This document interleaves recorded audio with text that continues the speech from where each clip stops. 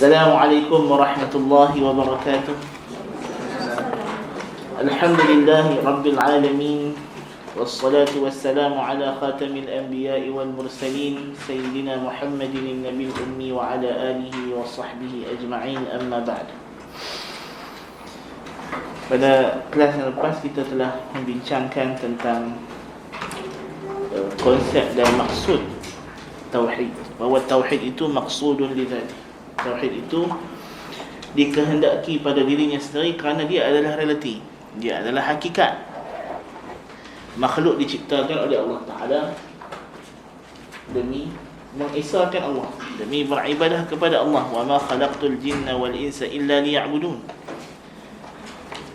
Dan hakikat tauhid apa pula? Adakah kita tauhid tu ialah the purpose of the existence, adalah tujuan, matlamat, the divine purpose of creating.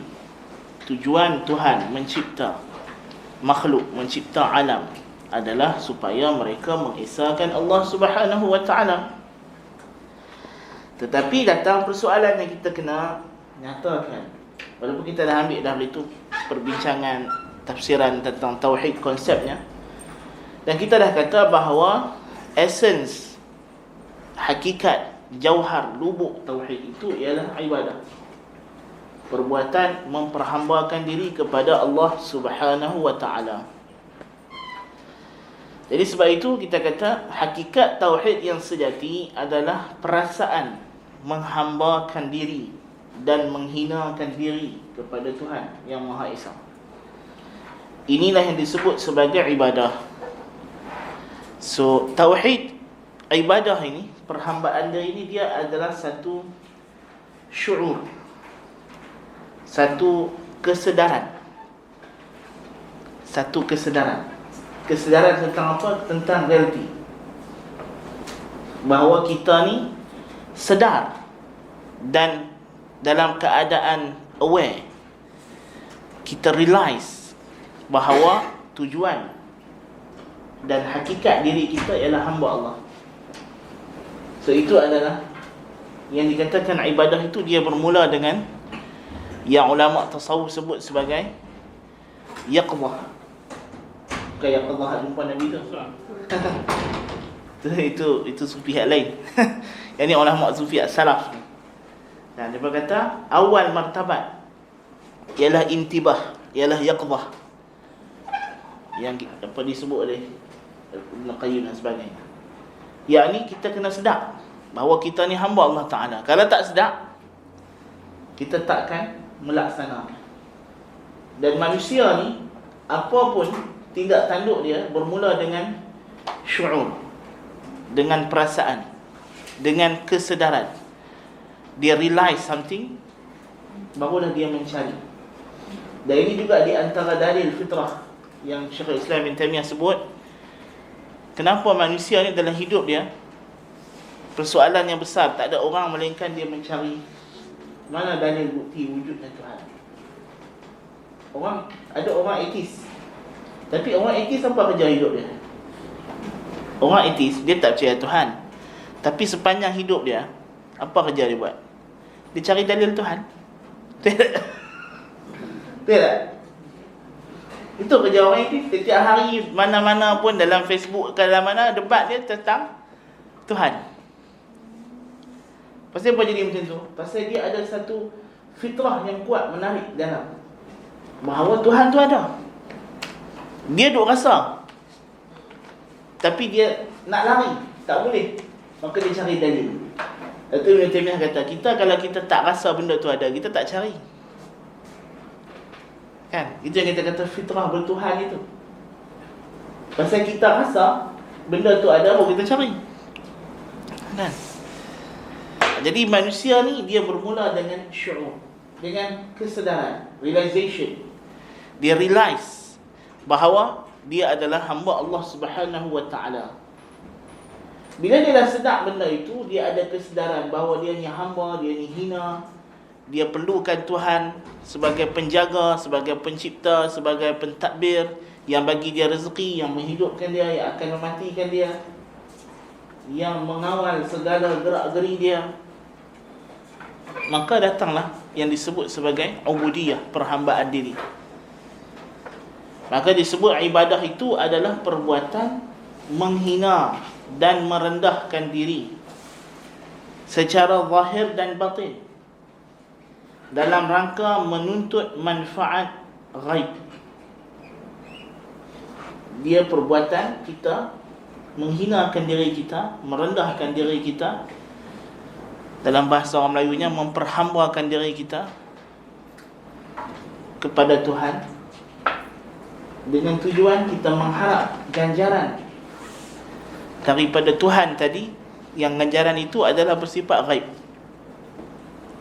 Yang ini dia bukan ganjaran segera yang dapat depan mata.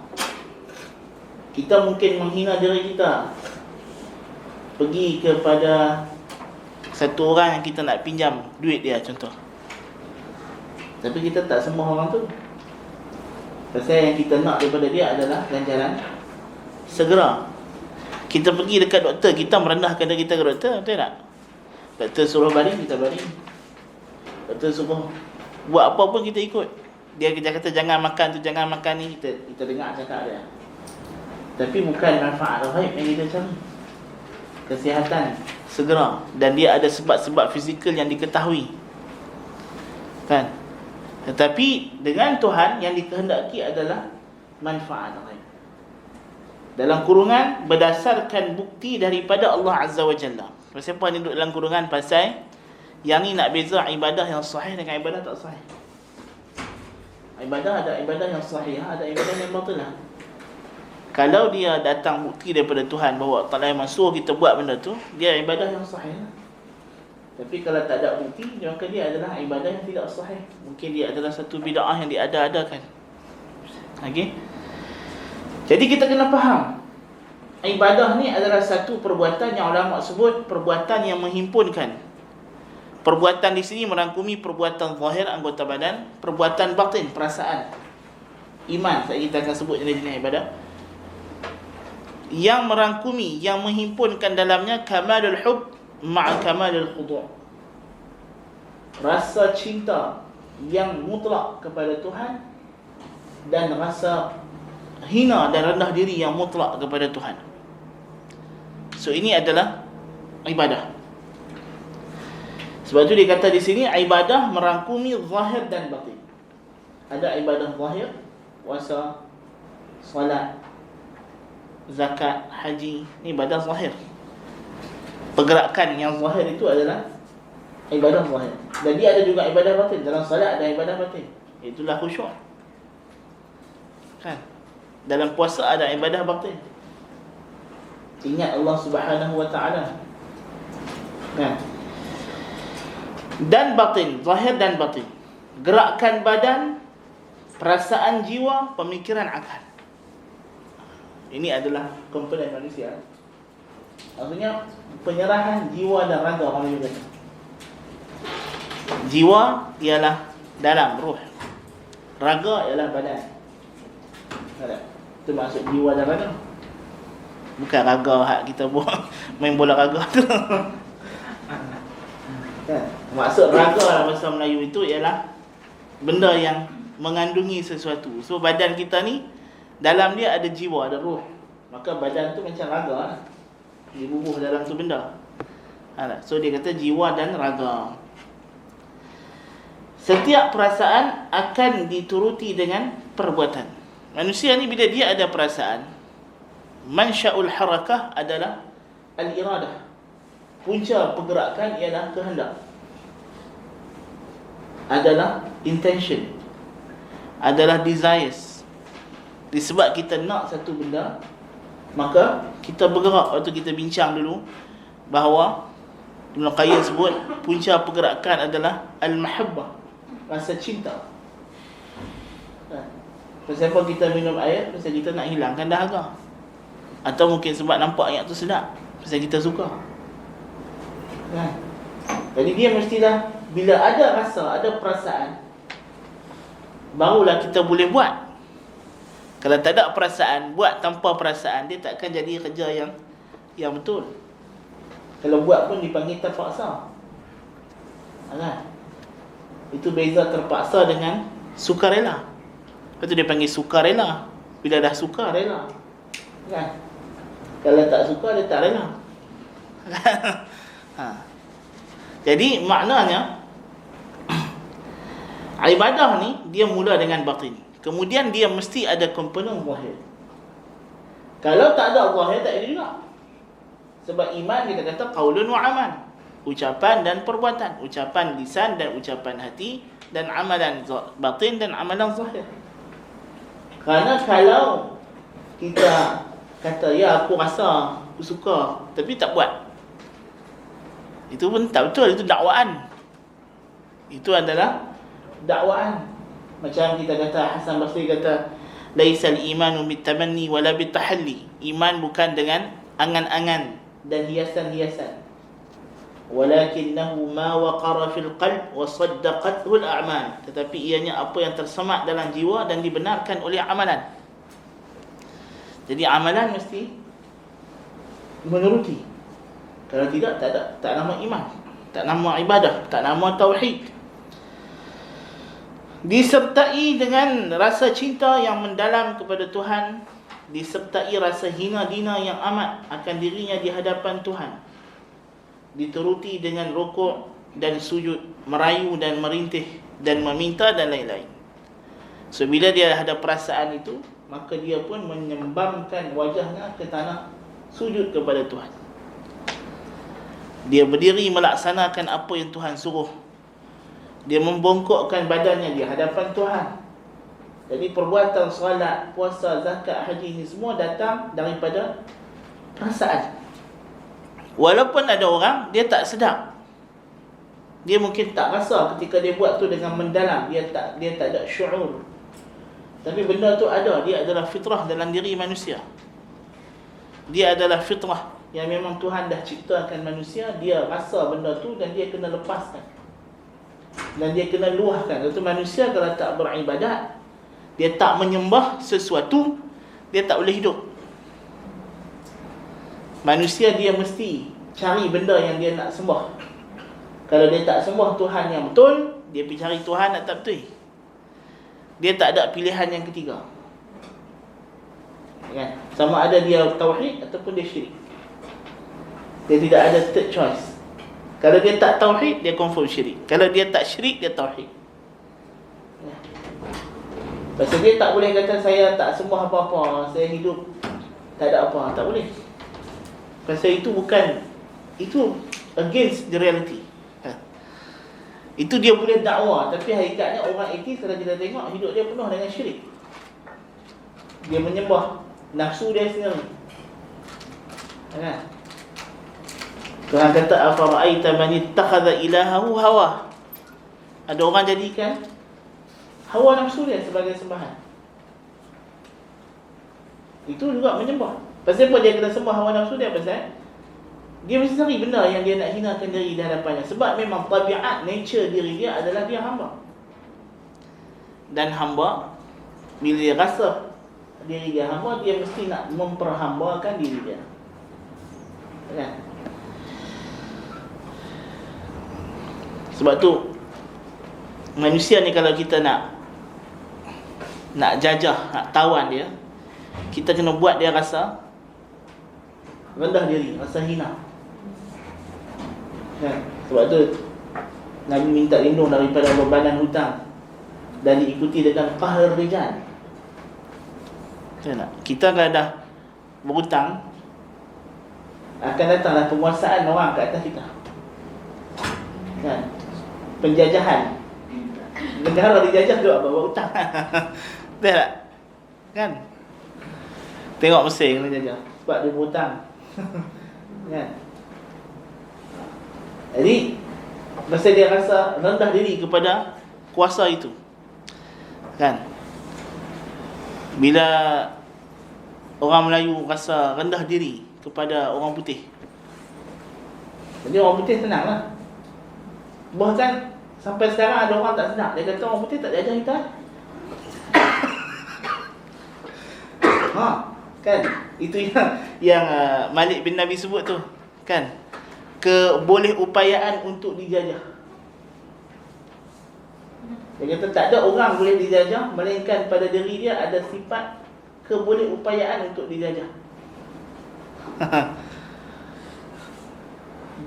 Sebab apa? Dia rasa rendah diri, maka dia perhambakan diri dia. Dia perhambakan diri dia kepada orang tersebut.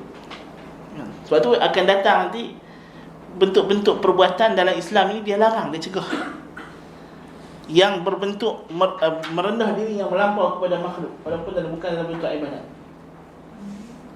Sebab tu kita dilarang meminta-minta tanpa ada sebab. Ya, itu semua nak menjaga tauhid.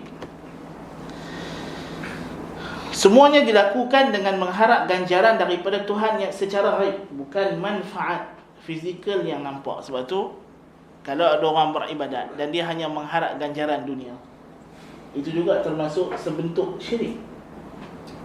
Ya. Dia puasa, hari puasa tu dia tak ada lagi ingat pahala ke apa, dia cuma just nak boleh kurus ya. Kan? Ataupun nak sihat ya. Kan? Ni semayang aja ni macam apa? Yalah, semayang ni stretching dia kata. Kan? Yang dia kira ialah manfaat kesihatan. Kalau kita tak sebut manfaat kesihatan dia tak buat. Dia hanya mencari manfaat dunia memang ada. Kita tak nafi memang Tuhan bagi.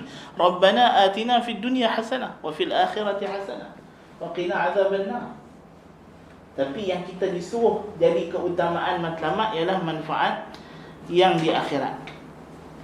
Jadi dia mestilah manfaat ghaib, bukan fizikal yang tampak melalui sebab akibat yang zahir.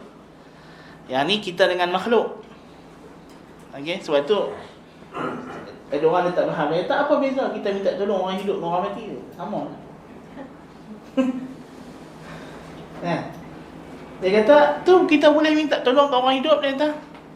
Kan kita minta tolong kawan kita. Ni hang tolong Ustaz kat barang ni. Sebab beza aku minta dekat wali tu dalam kubur. Itu beza. Memang jauh beza lah. Hak ni nampak sebab akibat dia. Dia ni hidup boleh main tolong hang sungguh angkat barang. Tok wali dalam kubur tu dah mati, tulang pun dah reput. Kan? Dia nak boleh buat apa? Dia duduk di alam lain. Kan? Bukan yang boleh tolong, dia ghaib. Itu beza. Kan? Jadi ini adalah yang kita katakan ibadah. Dan inilah tauhid. Dan ini hakikat tauhid. Sebab itu dalam Al-Quran kita sebut semua ayat tauhid datang dalam bentuk ibadah. Iyyaka na'budu wa iyyaka nasta'in. Ya ayyuhan nas, u'budu rabbakumul ladzi khalaqakum wal ladzina min qablikum la'allakum tattaqun. Wa'budullaha wa la tusyriku bihi syai'an. Wa ma khalaqtul jinna wal insa illa liya'budun. Semua ayat Tuhan datang dalam bentuk ibadah atau spesifik ibadah. Wa'bud rabbaka hatta ya'tiyakal yaqin. Wa ma umiru illa liya'budullaha mukhlishina lahu ad-din hunafa'a wa yuqimus salata wa yu'tuz zakah. Wa dhalika dinul qayyimah. Semua ayat tentang tauhid Tuhan guna perkataan ibadah. U'budu, na'budu, liya'budun. Itu semua ibadah. Beribadah. Nah, tapi ayat ialah tauhid. Tuhan kata walaqad ba'athna fi kulli ummatin rasulan an i'budullaha wajtanibut taghut. Kami telah utuskan kepada setiap umat rasul untuk menyeru sembahlah Allah, jauhilah taghut.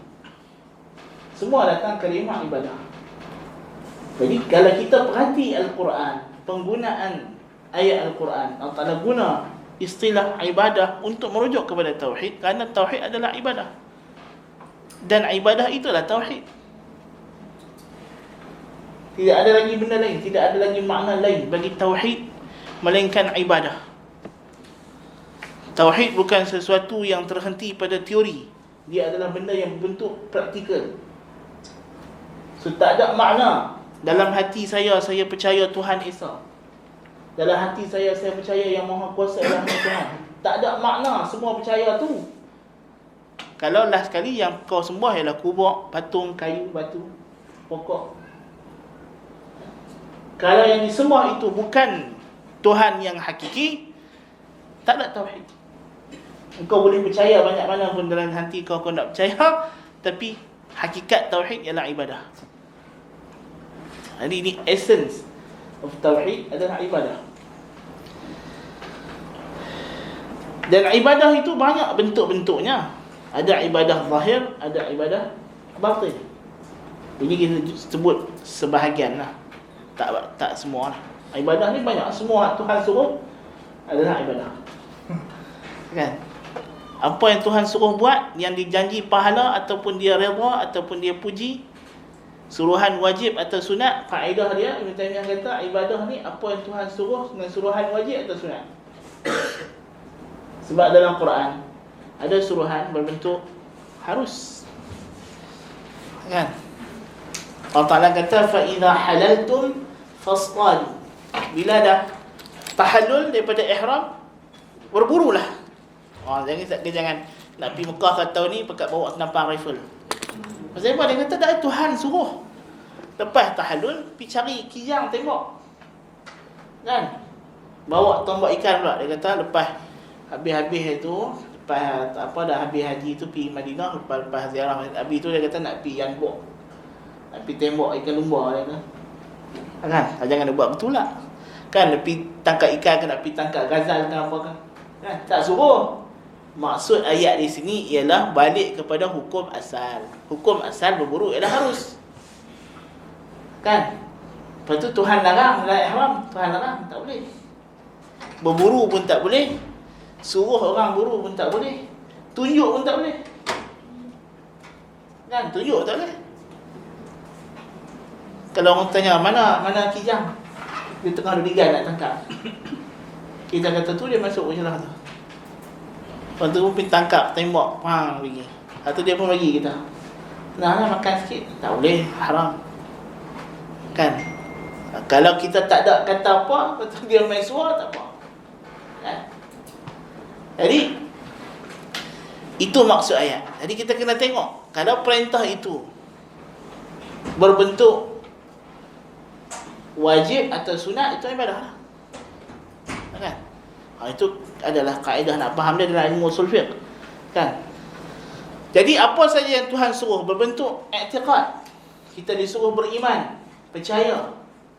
Keimanan ini adalah ibadah. Percaya malaikat, percaya kitab, percaya rasul, percaya sifat-sifat Allah Ta'ala. Ini adalah ta'abbud. Ini adalah ibadah. Rukun iman yang 6 itu ibadah. Yang kata dia bukan ibadah. Ihsan itu an ta'budallaha ka'annaka tarah fa in lam takun tarahu fa innahu yarah. Ihsan itu sebenarnya ibadah. Ikhlas adalah ibadah.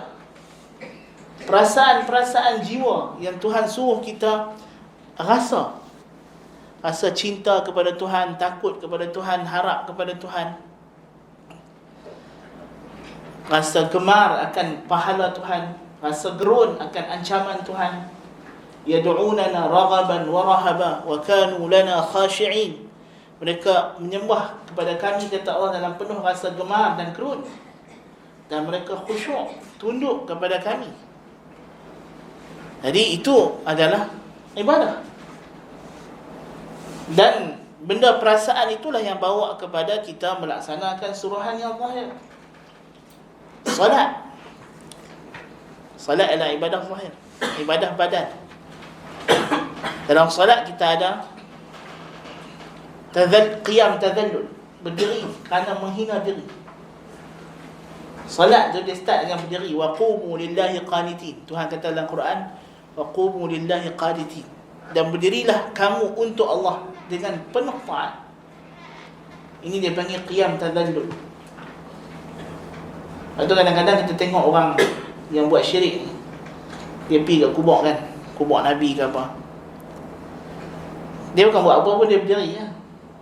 Pernah jumpa ada kadang-kadang dia berdiri depan kubur hijau tu, dekat luar depan tu, dia tak buat apa, dia pun duduk sebaring, berdiri, diri diam. Jangan kata tak syirik, tu syirik tu kan. Dia qiyam tadallul, macam kita berdiri dalam sembahyang. Kan? Dia sengak, berdiri, tunduk, khusyuk gitu. Kan? Konon-konon sebagai tanda hormat. Lepas tu Nabi tak bagi. Nabi tak bagi kita berdiri. Kan? Maksudnya kalau ada raja orang besar ke apa, dia duduk, orang ni semua berdiri. Kan macam orang ajam kan. Kita kalau orang Melayu, pembesar-pembesar ke apa, kalau raja duduk, kita duduk di atas kursi dan istana. Kan? Kalau tengok macam orang putih ke apa, mereka tak ada kan. Bila raja dia duduk, dia semua berdiri. Raja dia seorang duduk. Sepanjang mesyuarat tu dia berdiri.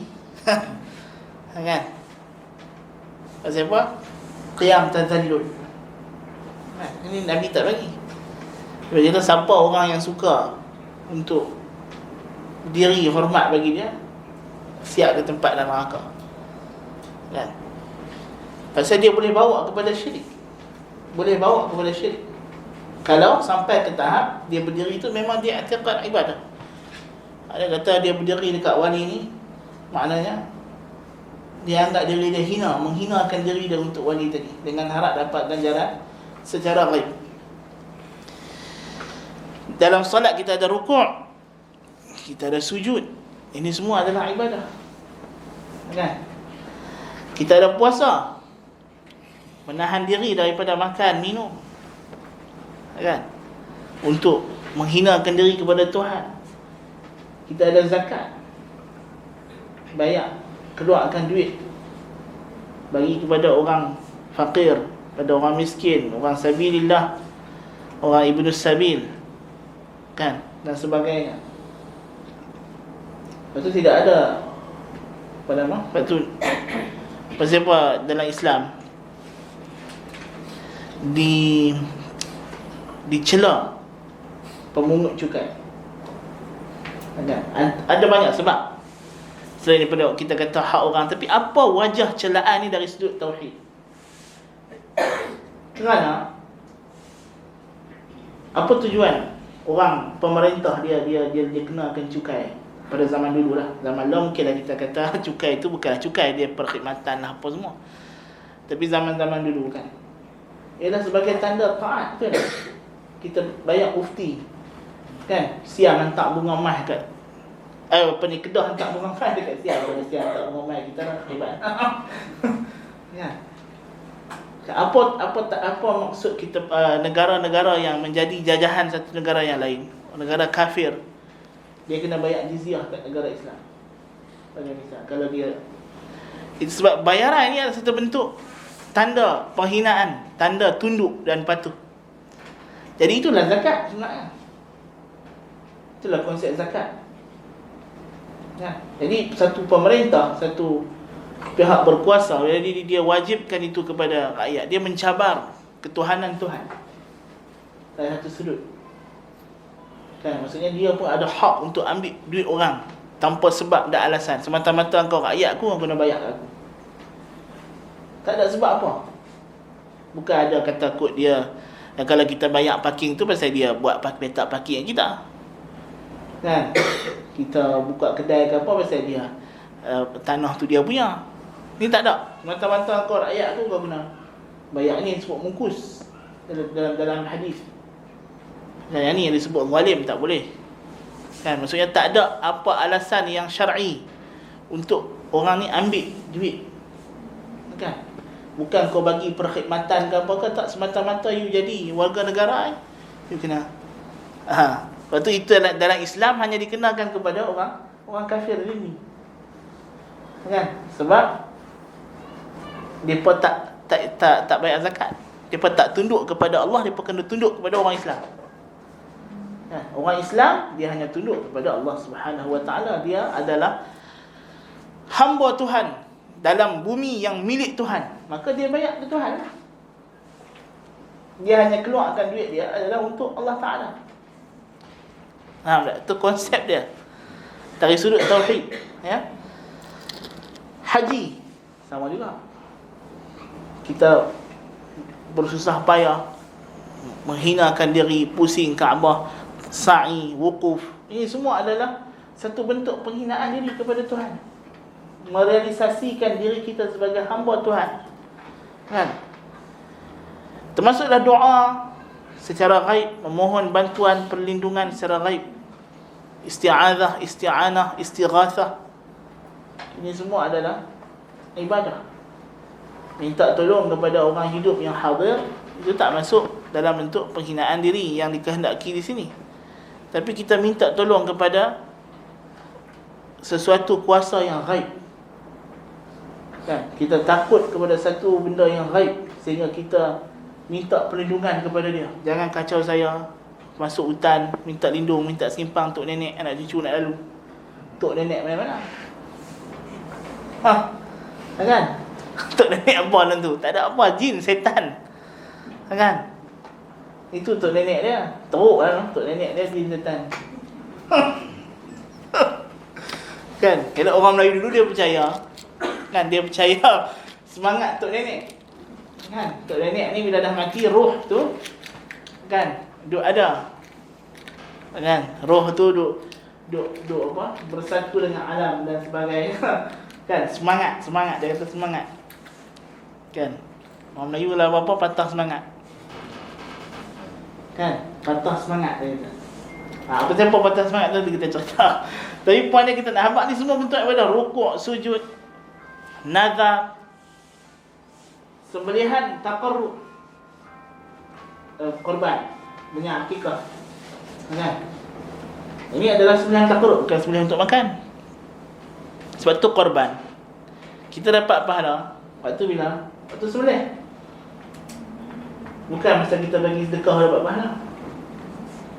Beza kalau kita sembelih ayam untuk makan, kita tak dapat pahala. Kita dapat pahala kalau kita sedekah ayam tu ke orang. Atau kita menuri bagi makan. Kan? Tapi kalau korban, kata lepas-lepas sembelih tu siapa pun tak ada siapa nak ambil. Tinggal gitu ya. Jadi busuk gitu ya. Dapat pahala. Kan? Macam dam lah. Kan? Zaman dulu sebelum buat apa? Buah dalam tin apa tu? Daging korban tu habis. Tak ada siapa nak ambil banyak sangat daging apa dam tu. Tapi jangan kata tak ada pahala. Pahala ada. Pahala tu semata-mata dengan sembelih. Lepas tu bagi sedekah, cerita lain pula.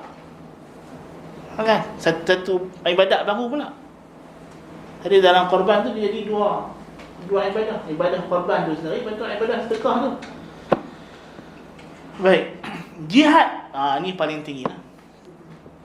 Kemuncak dia ialah berkorban apa saja, harta maupun nyawa.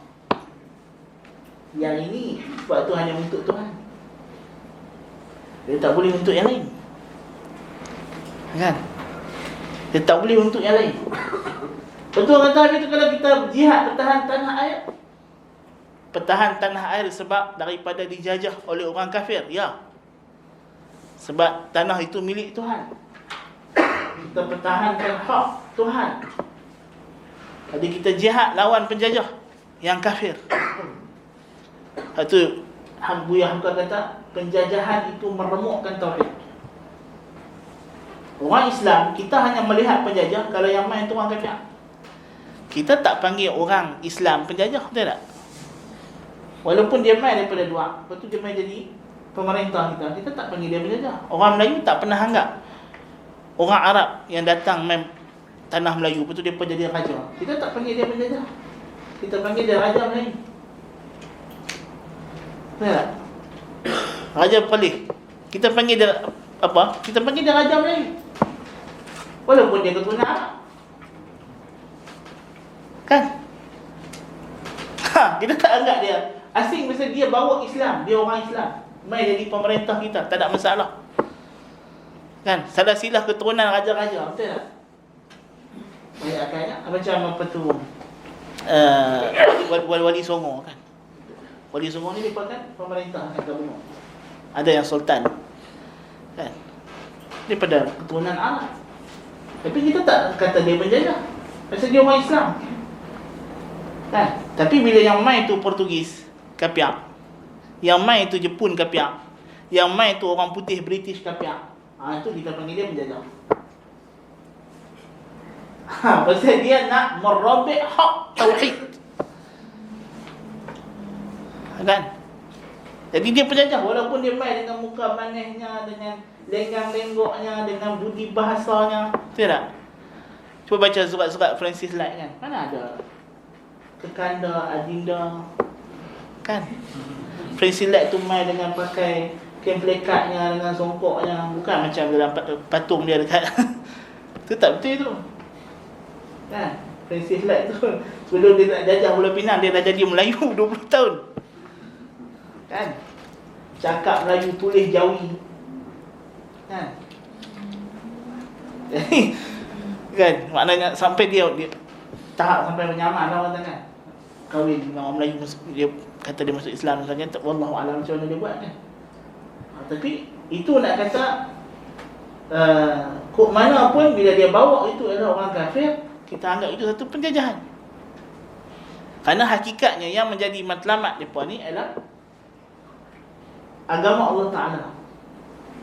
Itu yang menjadi sasaran yang mereka nak rosakkan, bukannya benda lain.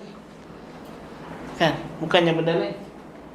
Mereka nak menjahanamkan agama. Jadi sebab itulah jihad adalah ibadah yang tertinggi.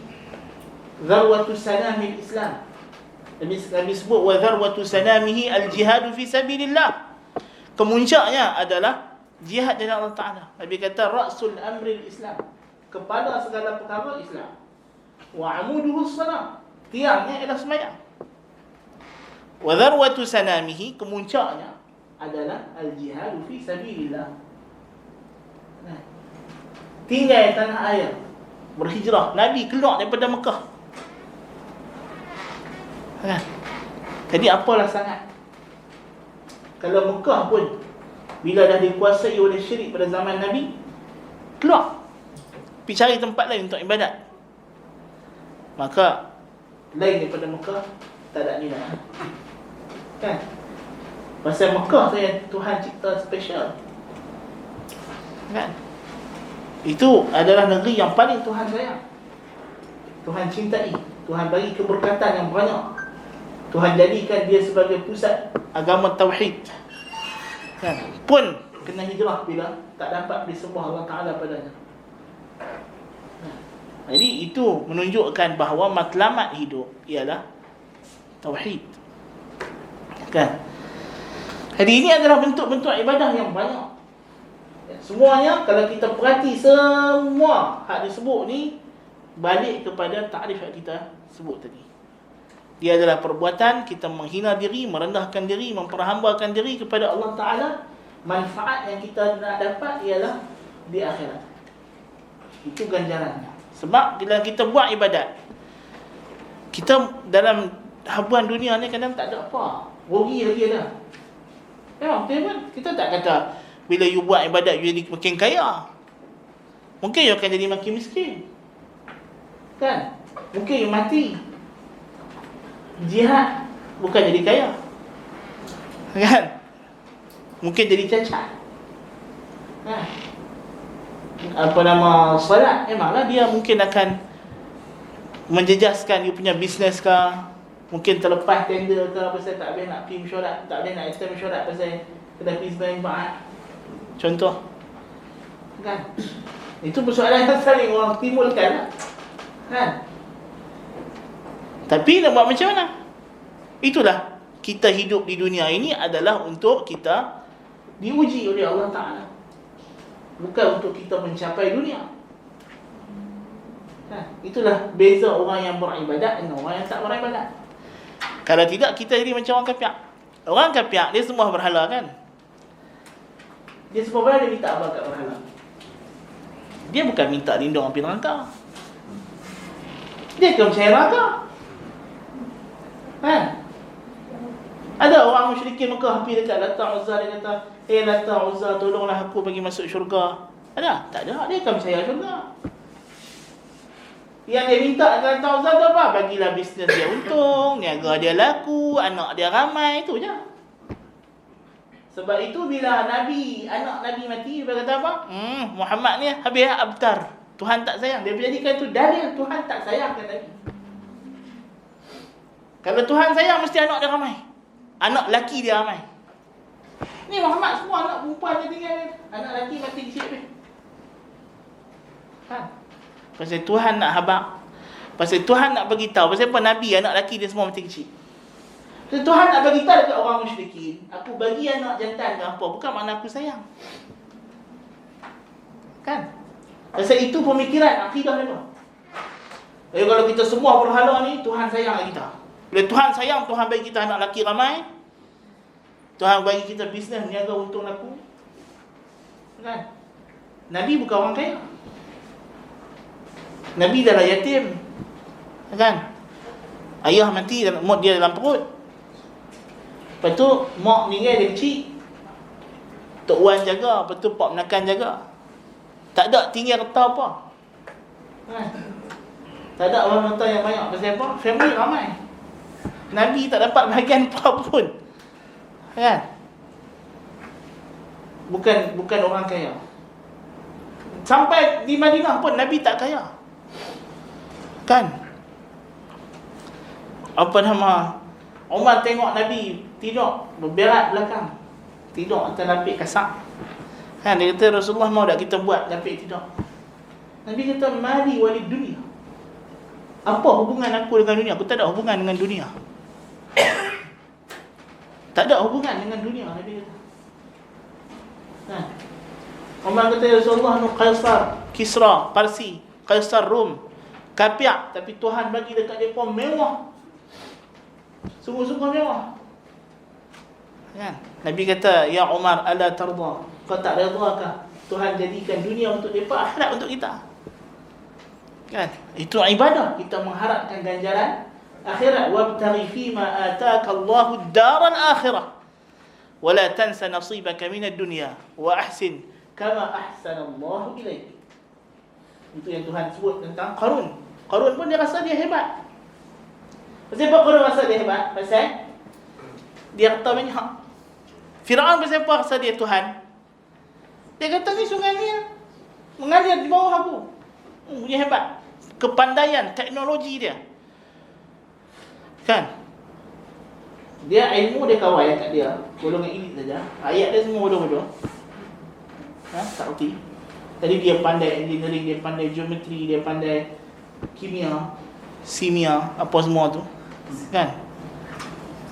Jadi dia pandai-pandai benda tu semua. Lepas tu ayat dia bilang jadi bodoh. Jadi orang pun rasa, ui Firaun ni hebat lah, pandai lah. Kan? Dia boleh ukur ayat sungai Nil tu. Dia boleh buat empangan, dia boleh buat bangunan tinggi. Kan? Pandai. Lepas tu di antara cara kita nak menghinakan diri, rasa hina diri ialah dengan kepandaian. Tuhan ingatkan bahawa Tuhan, wallahu ya'lamu wa antum la ta'lamun. Itu di antara rasa yang boleh menjadikan kita menyembah sesuatu. Bila kita rasa kita bodoh, dia pandai. Kan? Sebab tu Tok Wali, dia mana bagi Tok Wali hak palsu ni lah. Dia mana bagi mengikut dia baca buku tak boleh. Tak? Dia bukan bagi. Baca buku pun tak boleh. Oh, siapa baca buku tak Datuk Guru? Setan Datuk Guru dia. Dah Datuk Guru dia tu setan. Tanya pasal ni. Tak tanya pun tak boleh. Man qala li syaikhihi lima lam yuflih abada. Siapa kata kat syekh Tok Guru dia, kenapa suruh buat macam ni? Tak masuk syurga. Tak kata apa. Kan, dia kata kalau hang nampak Tok Guru hang teguk arak, jangan teguk. Pasal apa dia kata arak tu bila sentuh lidah Tok Guru jadi madu. Tu dia. Kan bukan tipu ni, memang sungguh ada dalam kitab dia bah. Lepas tu kita bagi baca. Kalau baca tentu ya. Kami dulu ada seorang Tok Guru kami syekh tarikat kan. Dia pesan lah, dia kata hampa kan nak masuk tarikat. Sudah hampa masuk, tanya dulu dia. Nanti dah masuk tak dia tanya nak. Tanya sebelum tak apa. Kalau orang cerdik dia tanya, betul dia fikir. Kan? Tapi kalau dah masuk tak dia tanya. Pasal apa ada orang tanya, pasal apa tarikat Syabandi ni tak puasa je, tak makan daging. Maksudnya masa suluk 40 hari tu, dia tak puasa. Tapi dia tak bagi makan daging. Makan sayur-sayur gitu je. Kan? Awak tak puasa je? Logik tak dia? Kan kita disuruh puasa. Kerana dah betul nak tazkiyah diri, nak suci diri, nak suci jiwa, Tuhan suruh puasa. Puasa je, makan. Tapi jangan makan daging. Kan? Macam Tok Sami Buddha. Kan? Pasal apa? Kan? Dia nak jawab tu dia kata, tak apalah kalau hampa nak tanya siap dalam masuk tak tanya. Kan? Benar tak logik? Kan? Benar tak logik? Tuhan dah bagi kita cara. Kan? Pasal apa nak kena pergi dekat tempat bangunan hak Tok Guru dia buat? Tak payah sebut tempat tu, orang tahu lah kan. Siapa yang tahu lah tempat tu. Kan kena pergi duduk tu buat khemah. Kan? Dalam tempat tu. Duduk tu suluk. Ni masjidnya berlambak tempat atikah awak tak pergi. Main lah. Kan? Kita punya masjid Taman Tun ni sini besar. Kan? Duduk atikah lah tu. Atikah bukan yang susah. Kan? Hujung Ramadan tak ada pula orang pergi atikah. Ni suluk duduk dalam kelambu. Duduk dalam khemah. Duduk dalam kelambu tak cakap dengan siapa. Kan? Nabi tengah etikah pun bini dia main, Nabi hantar balik rumah. Kan, ni duduk dalam tu tak cakap dengan siapa, cakap dengan orang. Lepas tu 40 hari dia biol lah. Sungguh 40 hari makan tak cukup, minum tak cukup, tidur pun tak boleh. Hai. Tak tidur, tak makan, tak minum, tak bercakap dengan orang. Memang sewel lah. Lepas tu dia kata, dia ni akal dia telah ditarik dari Tuhan. Memang lah. Semua orang gila akal dia Tuhan tarik kita. Mana ada lain daripada Tuhan lagi yang buat benda ni. Kan? Nampak betul pengikut dia pun, oh ni lah wali majzub. Jalan telanjang tengah jalan. Dia tahu dia dah tak ada dah. Dia dengan Tuhan. Dia tak nampak orang dah. Jadi dia tak payah pakai baju rumah. La ilaha illallah. Nak masuk syurga ni kena ada akal. Orang gila mana ada pahala, mana ada dosa, mana boleh jadi wali. Nak jadi wali kena ada pahala. Dosa kena sikit baru boleh jadi wali. Orang gila sungguhlah dia tak ada dosa, tapi dia pahala pun tak ada. Wali mengikut jelas mana? Kan? Itu masalah pemikiran. Budak kecil, at least dia ada pahala. Budak kecil, walaupun dia tak ada dosa, tapi kalau dia buat amal soleh, dia memangis, dia ada pahala. Kan? Ada logik juga. Tapi dia orang gila, dia memang tak ada apa.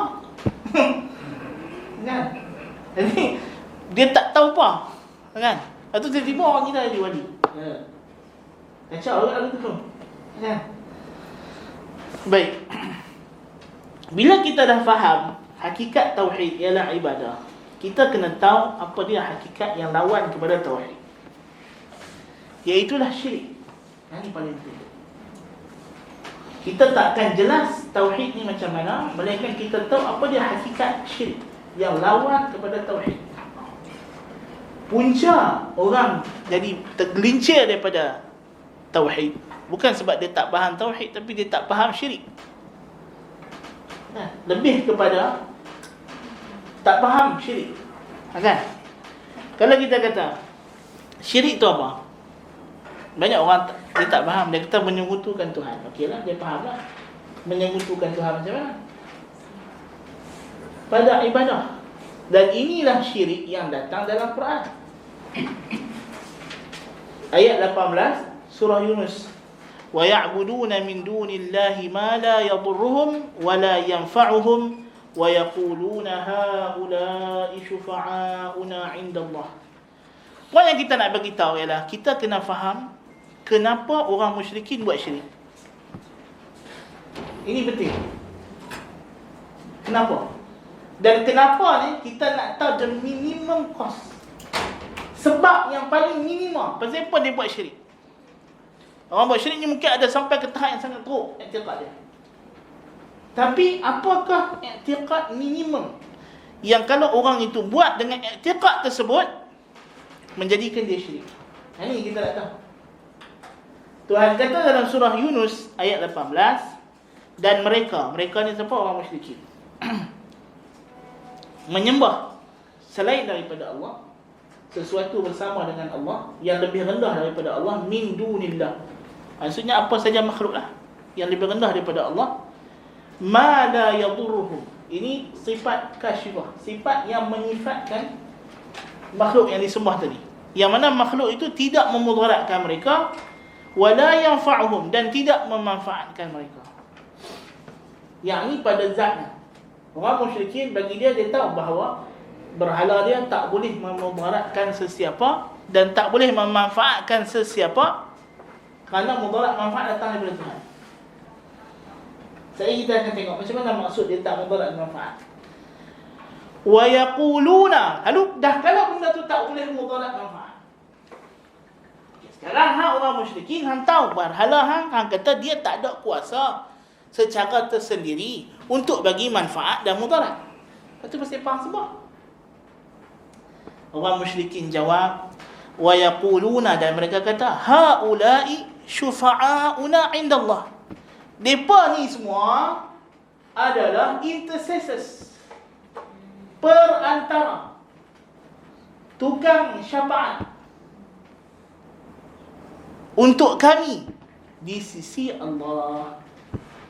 That's why Tuhan kata, qul atunabbi'una Allah bima la ya'lamu fis samawati wala fil ard. Kata olehmu wahai Muhammad, jawab balik, adakah kamu nak bagi tahu Allah dengan benda yang Tuhan tak tahu pun? Ada benda macam ni. Tuhan kata aku tak tahu pun, aku tiba-tiba ada syafaat. Dan tak ada, tak diiktiraf, tak tahu di sini, tak valid. Maknanya hampa mendakwa sesuatu yang Tuhan sendiri tak pernah kata. Kata mereka ni intercessors. Kan? Tuhan kata dekat Nabi Muhammad, Muhammad jawab dekat mereka, hang nak bagi tahu aku benda yang aku nanti tak tahu pun. Tuhan kata, sejak bila aku ada syafaat-syafaat ni? Kan? Di langit maupun di bumi, tak ada. Subhanahu wa ta'ala amma yusyrikun. Maha suci Tuhan dan maha tinggi dia daripada apa yang mereka sekutukan. Tuhan namakan ini sekutu, syirik. Tengok kata apa Ibn Jarir Tabari. Qala Abu Ja'far, Ibn Jarir Tabari kata, yaqulu ta'ala dhikruh wa ya'budu ha'ula'il musyrikuna alladhina wasaftu laka ya Muhammad sifatahum min dunillahi alladhi la yadurruhum syai'an wa la yanfa'uhum fid dunya wa la fil akhirah wa dhalika huwa al-alihatu wal asnamu allati kanu ya'budunaha. Maksud ayat ini, Allah Ta'ala kata, dan mereka ini, yakni orang musyrikin, menyembah, wahai Muhammad, orang musyrikin yang aku cerita berkenaan dengan mereka ini dalam ayat sebelumnya, mereka menyembah selain daripada Allah yang tidak boleh memudaratkan mereka sedikit pun dan tidak boleh memberi manfaat kepada mereka dunia maupun akhirat. Iaitulah segala sembahan dan berhala yang mereka sembah. Termasuk, tadi ulama bincang, adakah di sini berhala di sini apa makna? Semua, apa saja yang disembah selain Allah Ta'ala. Wa yaquluna haula'i syufa'auna 'inda Allah. Yakni maksud ayat ini, annahum kanu ya'budunaha, adalah mereka orang musyrikin menyembahnya raja'a syafa'atiha 'inda Allah, kerana mengharapkan perantaraan mereka di sisi Allah. Mengharapkan benda ni tolong minta bagi pihak mereka. Dia berkata, ialah Nabi Isa ni kan dekat dengan Tuhan, kan? Malaikat kan dekat. Orang musyrikin dia sembah apa? Sembah malaikat. Orang musyrikin Mekah dia sembah malaikat, sebab dia kata malaikat anak perempuan Tuhan. Jadi kalau kita minta, kita ni banyak dosa, jadi kita minta perantara lah. Tambah-tambah anak perempuan pula dia kata. Kalau minta kat pak dia, takkan lah pak tak bagi. Hak mereka bunuh anak perempuan mereka. Tuhan kata, tilka idzan qismatun dhiza. Ada mereka buah nama berhala mereka semua betina belakang. Al-Lat, Al-Uzza, Al-Manah. Lat daripada ilah. Paling feminin kata ilah, jadi Lat. Atau kata Allah, dia feminin kan. Al-Uzza feminin daripada Al-Aziz. Al-Manah daripada Al-Mannan, kan? Jadi dia femininkan nama Tuhan, lepas tu dia buahkan nama berhala dia. Itu bukan ada apa-apa. Al-Lat tu apa? Kubur. Lat tu kubur. Satu orang mesti dia hidup, dia kerja bagi makan dekat orang haji. Lepas dia mati, dia bersembah kubur dia. Kan? Al-Uzza. Al-Uzza ni orang Melayu suka. Pokok besar. Kalau orang Melayu macam pokok beringin lah. Kan? Dia tengok pokok beringin tu pelik, dia kata akak jurai-jurai, dia kata ni istimewa. Kan? Sama lah. Al-Uzza ni orang Arab pun sama juga. Setan sama, setan tu juga. Kan? Benda tu dah diputuskan dalam the council of the Satan. Kan? Dia pun fikir. Dia kata sama je lah. Pilah kat orang Melayu, orang cari pokok beringin. Hang tengok kat tanah Melayu ni pokok apa pelik sikit. Kan? Hang nampak macam gerun-gerun sikit. Kan? Oi, pokok beringin ni dia kata besar, betul ada akak jorai-jorai. Kan? Dia kata hang hasut dia apa? Bagi takut ke pokok ni. Kan? Hang sembunyilah kat pokok tu, buat sorok-sorok sikit. Kan? Jadi memang setan masuk dalam berhala, dalam bercakap. Itu orang musyrik nak ada pengalaman berhala, dia bercakap kan dia. Tapi yang bercakap tu setan. Kan? Lepas tu masa Khalid bin Al-Walid pergi tebang Al-Uzza, dia balik ke Nabi. Dia kata aku tebang pokok tu ya Rasulullah. Nabi kata hang tak buat apa. Hang tak buat apa. Ada lagi Uzza kat situ, pergi cari. Rupanya Uzza tu bukan pokok tu saja. Ada tok dukun dia, tok jaga. Tok dukun tu, tok bomo, satu bomo perempuan. Pergi lagi sekali jumpa lah. Bomo tu keluar dengan rambut panjang dan telanjang. Khalid Al-Walid apa lagi? Pang kali putus kepala. Nabi kata lah, hang bunuhlah Uzza. Itu dia Uzza. Dia ada penjaga. Setiap benda dia ada penjaga. Kan? Tok bomo tu dah jahat dia ni. Kan? Dia lah jadi perantara setan. Dia Nabi setan tu. Kan? Mana bukan ada apa? Batu. Batu besar. Kalau macam orang kita, batu belah, batu tangkup lah. Kan? Kalau kat pulau besar tu ada kan? Batu belah, batu tangkup, batu belah. Ada pulau besar tu. Kan? Dia tu puja. Kan? Dia pun tak tahu ni. Banyak batu belah tu, terowong tu batu belah.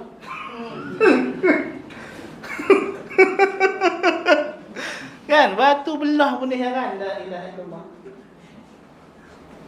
Kan? Batu tu terbelah sikit pun jadi apa ni? Kan? Jadi ini setan dia hasut manusia. Jadi dia kata semua ni adalah syufa'a, mengharapkan syafaat. Qala Allah li nabiyhi Muhammad sallallahu alaihi wasallam, qul lahum, Tuhan kata kepada Nabi Muhammad sallallahu alaihi wasallam, kata kepada mereka, atunabbi'una Allah la bima la ya'lamu fis samawati wala fil ard, yaqul atukhbiruna Allah bima la yakunu fis samawati wala fil ard, wa dhalika anna al-alihata la tashfa'u lahum 'inda Allah fis samawati wala fil ard. وكان المشركون يزعمون أنها تشفع لهم عند الله. Tuhan kata, adakah kata kepada mereka, Muhammad, adakah kamu nak bagi tahu kepada Allah benda yang tak ada di langit maupun di bumi? Ini kerana orang musyrikin menyangka, beranggapan, beriktikad bahawa benda ni bagi syafaat kepada mereka di langit dan di bumi. Di langit turun hujan, bumi keluar rezeki. Kan? Tak ada hujan, kita pergi sembah benda ni, nanti benda ni akan minta ke Tuhan. Jadi bila Tuhan suka benda ni, kalau kita puja dia, Tuhan akan bagi kita apa yang kita minta. Itu satu. Yang ni panjang sikit. Ayat yang sama juga. Ayat ni tafsir Fakhr Razi. Ini mesti Imam Asy'ari Ustaz. Kita ambil tafsir dia. Kan? Kan? Ini Imam Asy'ari yang paling mutlak sekali. Kan? Tak ada kata apa ni. Kalau mereka tak terima ni, mereka tak ada Asy'ari. Wa'lam annahu ta'ala haka anhum amrayn. Imam Razi kata, Dalam ayat ni Tuhan cerita pasal orang musyrikin dua benda. Yang pertama, annahum kanu ya'buduna al-asnam. Yang pertama, orang musyrikin menyembah berhala. Mereka tak sembah Allah hakikatnya, walaupun mereka mendakwa mereka sembah Allah. Wathani annahum kanu yaqulun, yang kedua mereka mendakwa haula'i syufa'auna 'inda Allah. Mereka ini adalah pemberi syafaat kepada kami di sisi Allah.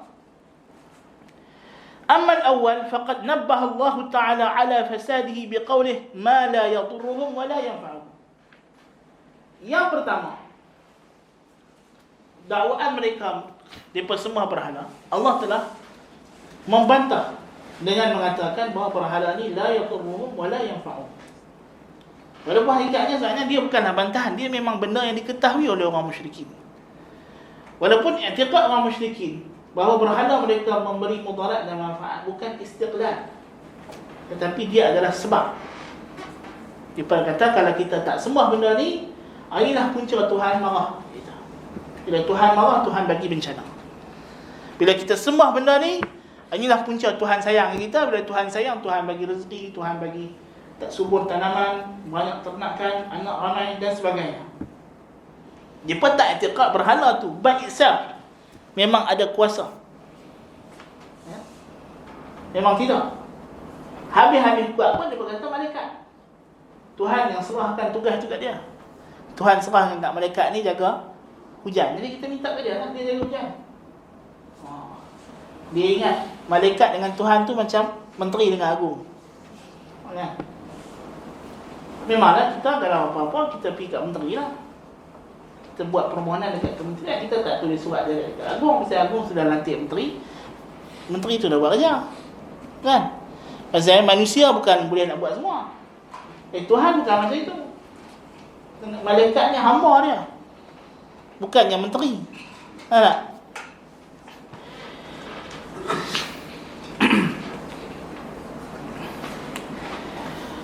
wa taqriruhu min wujuh. Takrirnya kata Imam Ar-Razi beberapa segi. Yang pertama, qala Az-Zajjaj la yadurruhum in lam ya'buduh wa la yanfa'uhum in 'abaduh. Sama ada makna ayat ini, berhala ni tak boleh bagi mudarat kalau depa tak sembah, tak bagi manfaat kalau sembah. Atau yang kedua, annal ma'bud la budda wa an yakuna akmala qudratan min al-'abid wa hadhihi al-asnam la tanfa'u wa la tadur albattah. Yang disembah sepatutnya lebih kuat daripada yang menyembah. Tapi yang ni balik kurang lah, kan? Mereka yang bagi mandi dia, mereka yang buh hiasan kat dia, mereka buh minyak wangi, mereka pergi suar makan. Kawan tu tak makan-makan pun, kalau suap pun dia tak boleh punya, kan? Jadi tak kena gaya, kan? Kok jelas mana kamu kata mereka ni sembahan, tak ada sifat ketuhanan pun, kan? Atau yang ketiga, annal ibadah a'zamu anwa'it ta'zim.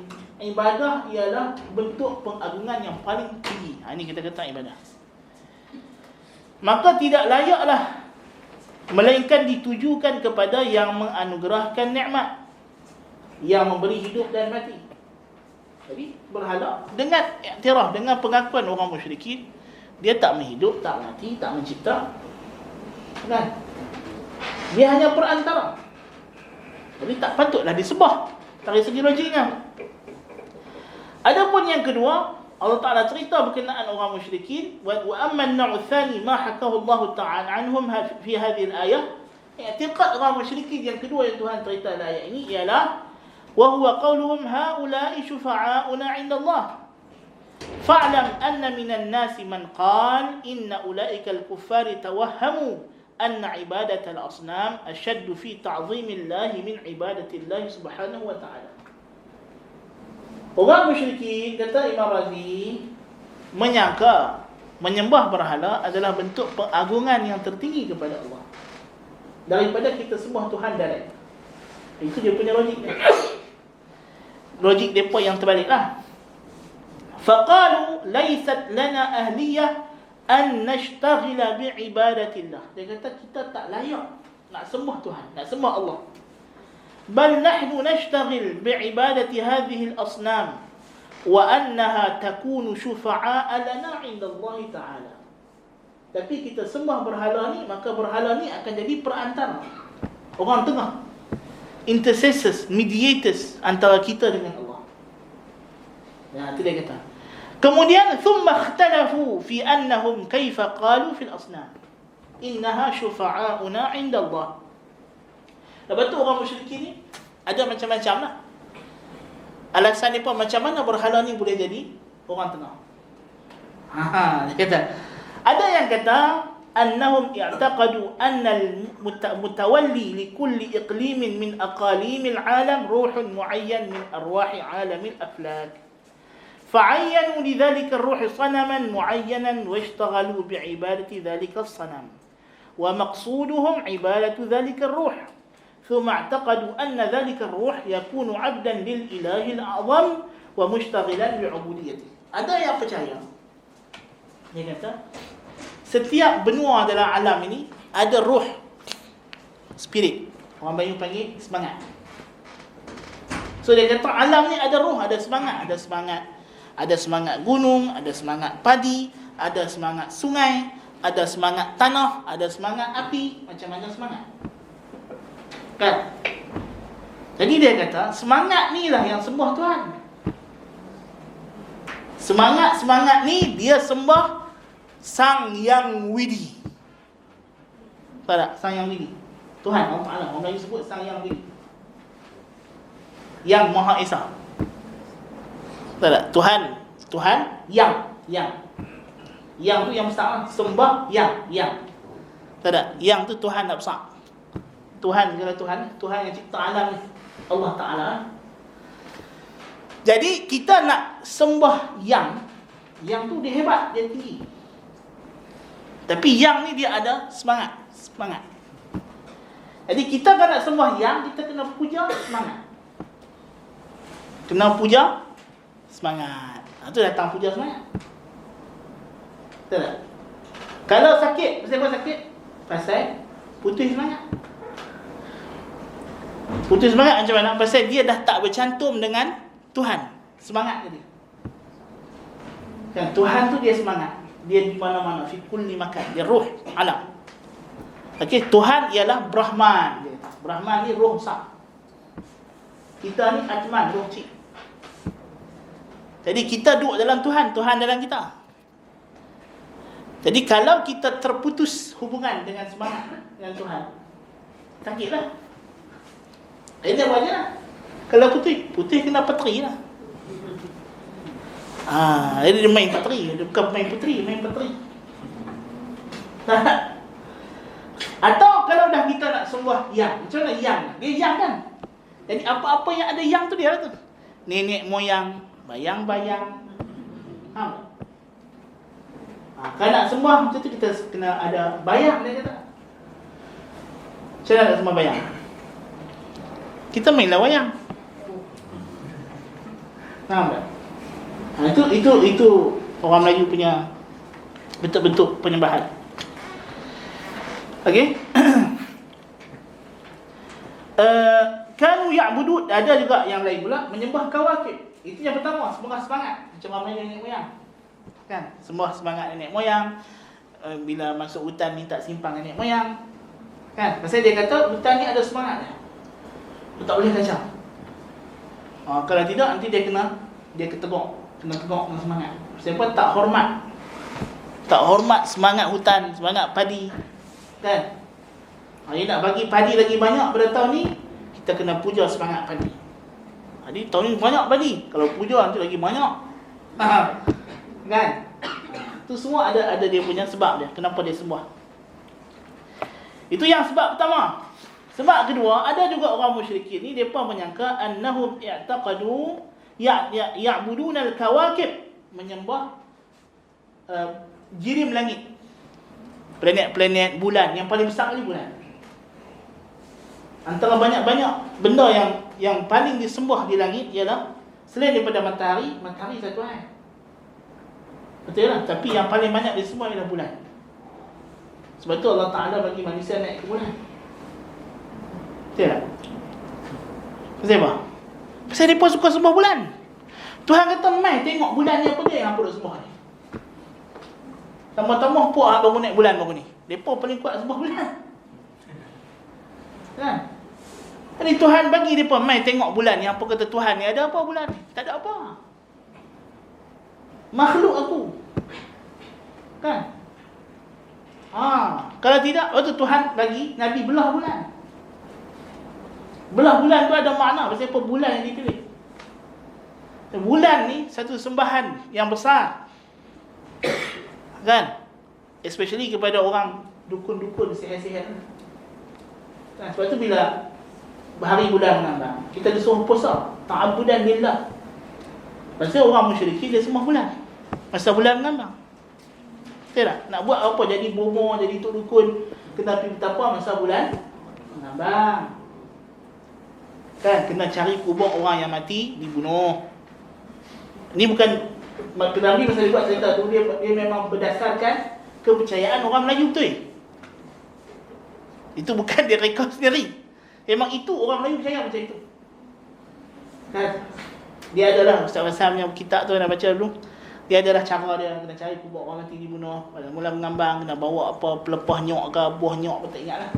Adalah kena tawah apa semua baru jadi bomoh. Itu bomoh hebatlah betul. Boleh bubat orang apa semua. Kan? Tapi dia lah punca penyakit tu. Kan? Jadi dia kata dia punya semua jirim langit, kawakib, cakrawala. Yang mereka menyangka cakrawala ni lah ada kelayakan, laha ahliyah ubudiyah lillah. Tapi disebabkan kawakib ni tenggelam timbul, dia buatlah berhala mewakili macam orang Yunani. Orang Yunani, orang puak Nabi Ibrahim, kaum Nabi Ibrahim, dia pun sembah matahari, planet, Zuhal, Mushtari. Orang Arab sembah Syi'ra. Kan? Itu semua adalah sembahan-sembahan yang mereka sembah. Dia pun menyangka bahawa setiap planet ni ada dia punya ruh. Dia punya ruh. Jadi ruh ni yang menjadi punca kepada, betul, kalau bintang ni terbit, jadi macam ni dekat bumi. Kalau planet ni bergerak kedudukan dia akan di malam petaka. Faham tak? Tapi macam mana nak bagi planet ni center balik? Dia ada cara. Dia berkata kita buat haikal, buat berhala, buat temple. Kan? Katalah temple ni temple matahari. Kan? Jadi bila temple matahari, dia mewakili matahari. Itu dia buatlah rupa apa tak tahu orang mana dia tengok, dia berkata ni matahari. Dia tak buatlah bentuk bulat matahari tu. Dia buatlah keduanya dewa yang jaga matahari tu, malaikat ke apa ke, kan? Dia kata kalau ada apa-apa tak kena, kita nak bagi center balik, kita kena bagi dia getaran, vibration. Jadi vibration tu kalau kita bagi vibrate dekat temple dia, benda tu akan sampai dekat dia. So how to trigger the vibration? Kita kena main muzik lah.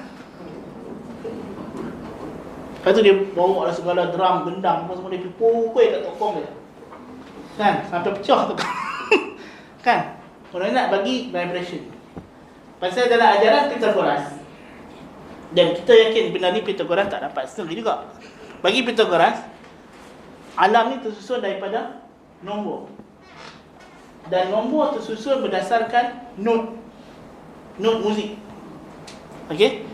So kalau kita nak harmonikan kejadian alam supaya dia ikut nombor yang betul, kita kena main note yang betul lah. So sebab itu kenapa muzik itu jadikan ibadat. Dia ada sebab. Dia bukan saya tiba-tiba dia buat main gendang pukul dia kubur tu. Kan? Dia ada filosofi dia, falsafah dia, kesyirikan dia di situ. Okey? Itu kita kena faham. Tengok apa dia point dia pukul gendang kubur orang mati. Kan? Dia ada sebab kepercayaan. Yang kepercayaan tu sebelum dia pukul gendang dia dah syirik lah. Dalam jiwa dia sudah ada syirik. Kan? Yang ketiga, itu yang kedua. Yang kedua golongan sembah kawakib. Ada juga yang sembah talsamat muayyanah. Talsamat ni apa? Tangkai, talisman. Buat ada juga guna tangkai. Jadi tangkai tu dia rajah tu dia buatlah kan susunan betul. Sebab tu kebanyakan tangkai kan pakai nombor. Ya tak? Tengok tangkai kan dia nombor-nombor kan. Ataupun gambar bintang. Kan ada nombor gambar bintang. Kan? Pasal dia semua mewakili yang pertama nombor ajaran Pythagoras yang dicelup oleh Plotinus. Okey, dia alam ni based on nombor. Jadi sebab tu tangkai tu dia pakai nombor. Lepas tu ada gambar bintang sikit. Pasal cakrawala mewakili pergerakan cakrawala atas. Sebab dia kata kita ni alam di bawah bulan. Dan bulan ialah akal ke 10, jiwa yang ke 9. Kan? Kita dah belajar dulu tu. So, sama yang lama masa awak buat harga loda tu. Kan kita lukis yang panjang. Kan tekan.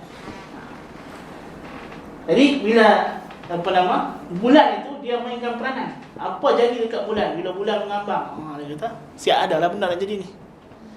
Jadi pun takut kalau bulan mengambang kan takut. Dia kena buat something.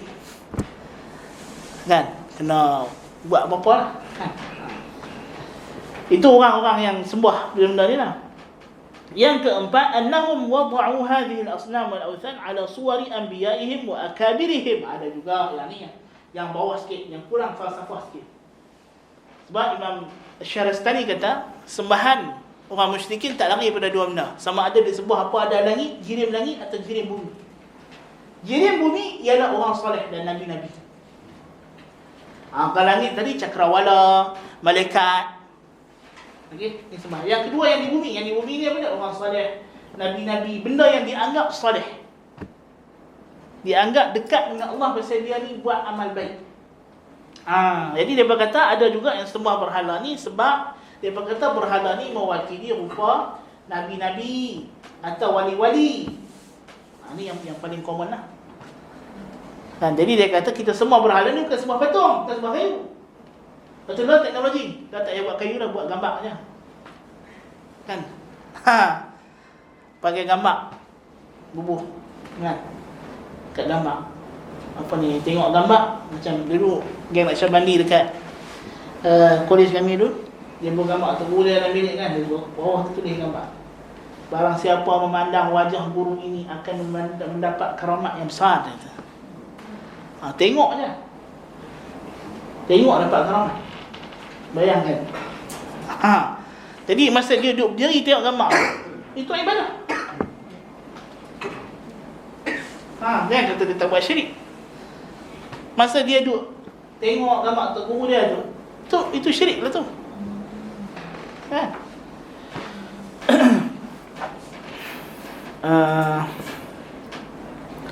Itu yang keempat, ni yang paling biasa.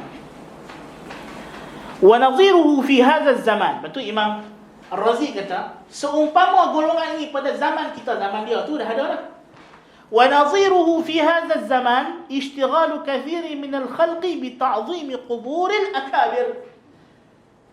Segagan dengan puak ni, kata Ar-Razi, ialah depa hak duk sembah kubur. Samalah. Kan? Ala i'tiqadi annahum idza 'azzamu quburahum fa innahum yakununa syufa'a lahum 'inda Allah. Dengan kepercayaan kalau kubur ini dipuja, dibesarkan, diagungkan, maka tuan kubur ni jadi perantara. Jadi dibuatlah segala perhiasan warna-warni kubur macam kek. Kan? Ada Nabi sebut Nabi laknat orang yang memasang pelita cahaya kubur. Kan? Pasang cahaya dengan tujuan nak hias-hias lah. Macam kalau pergi dekat Mesir kan, kat kubur dia kan lampu dilap, dia bubur kan, pagak mahal-mahal, buat daripada emas perak berada kan, macam kubur Khomeini kan. Lepas tu pakat duk juntai surat minta hajat. Kan? Bawa duit pun ada. Duit pun lama. Lepas tu duit tu masuk dekat kat poket kawan yang jaga tu lah. Yang kelima, wa khamisu annahum i'taqadu anna al-ilaha nurun 'azim wa anna al-malaikata anwar fa wada'u 'ala surati al-ilahi al-akbar as-sanam al-akbar wa 'ala surati al-malaikah suwaran ukhra. Ada juga yang kata malaikat ni tuhan-tuhan kecil. Disembah malaikat, sembah Tuhan yang besar. Dan ada juga kaum hulul. Yang ni lebih teruk lagi. Hulul, percaya Tuhan meresap dalam alam. Jadi semua hang nampak ni Tuhan. Jadi Tuhan ni ada tajalliyat, dia kata. Oh, ada tajalliyat. Dan tajalli yang paling sempurna, dia kata, perempuan. Sebab tu sembahan orang musyrikin mana ada jantan. Kalau dia sembah jantan pun dia kena ada betina dia. Contoh dalam sebahagian agama, dia ada berhala dia 3 yang besar. Kan? Tapi setiap berhala ni dia ada syakti. Sakti lah Melayu kita. Tapi sakti tu dewi. Jadi dewi tu yang disembah. Dia kata perantara mesti dengan perempuan. Ya. Tuhan sebut dalam Quran, "Iyad'una illa inatha." Tidak ada yang mereka sembah melainkan betina belaka. Wa iyad'una illa syaitanan marida. Dan yang paling yang hakikatnya mereka sembah itu syaitan yang melampau. Tapi dalam masa yang sama orang musyrikin dia tak suka budak perempuan. Tak suka anak perempuan. Kan? Dia menghinakan perempuan, tapi hak dia semua tu hina Tuhan kata. Kan? Nak sembah apa? Sembah lembu pun cari lembu betina. Betul tak? Mesti bagi susu. Kan? Jadi dia kata lembu lebih ibu daripada ibu kita. Ibu hanya menyusu kita sampai umur 2 tahun, lembu sampai susu. Kacau kan? Pemikiran kan? Sembah lembu, sembah ular, sembah binatang-binatang yang berbisa sebab takut. Dia punca orang sembah ni sama ada sebab dia cinta atau takut atau harap. Sebab tu kita sembah Allah Ta'ala dengan tiga-tiga benda ni, tiga-tiga perasaan. So ada orang sembah sesuatu sebab dia terlalu cinta. Kerana terlalu cinta akan Al-Masih alaihissalam, maka dia persembah Al-Masih. Terlalu cinta akan Nabi Muhammad SAW tanpa mengikut ajaran Nabi. Cinta saya tapi tak ikut sunnah dia. Betul, lama-lama jadi sembah. Cinta Tok Wali sampai sembah. Ada yang sembah sebab takut. Kita ni kalau lalu kat pokok beringin ni, kalau tak letak apa-apa, kan? Ni tu dia hari mandi sungai. Balik-balik mandi sungai demam. Memanglah. Semua dia kata, ni bukan apa ni, dah kena ketegok, dia kata. Betul nampak kau nak semua? Kenalah pulut kuning, lilin satu bubur, atas upih, hanyut pergi sungai. Jamu ke hantu ayak. Benda tu memang ada. Kan? Tok Bomo ni siapa bagi arahan kat dia? Setan hantu ayak tu. Kan, betul kalau orang dia nak jadi sihir, jadi bomo, dia pergi kapal kat mana? Sama ada dalam hutan, dalam gua, atau duduk kat sungai. Menyelam buah ayak ke. Kan, duduk kat tengah sungai. Tak buat apa. Kita duduk saja sampai benda tu mai kat dia. Kan? Sampai benda tu mai kat dia. Dia kena duduk seorang gitu, tak buat apa. Kan? Itu apa nama? Cari apa? Kita cari saka. Berkawan, bersahabat dengan jin. Macam mana orang musyrikin Mekah, kalau dia turun dekat wadi, kan? Dia minta lindung lah. Takut ada jin wadi. Macam orang Melayu lah masuk hutan minta simpang untuk nenek. Benda tu sama je. Orang Melayu ke, Cina ke, India ke, orang putih ke, syirik sama je. Tak ada beza mana pun. Kan? Pasal setan dah standardized. Benda tu dia ada dia punya prototype dia. Lepas tu kita kita localizekan mengikut keadaan. Jadi tak adalah. Kalau orang Arab tentulah macam zaman Syekh Ahmad Duhak kan, dia sembah kurma jantan. Pokok kurma jantan. Jadi kalau orang perempuan tak kahwin, pergi peluk pokok kurma tu. Dia kata ya fahlal fuhul uridu az-zawaj qabla al-haul. Pokok kurma jantan besar, aku nak kahwin sebelum hujung tahun. Oh, dia kata. Jadi konon-konon lepas tu dia kahwin, dia tak kahwin bersudah.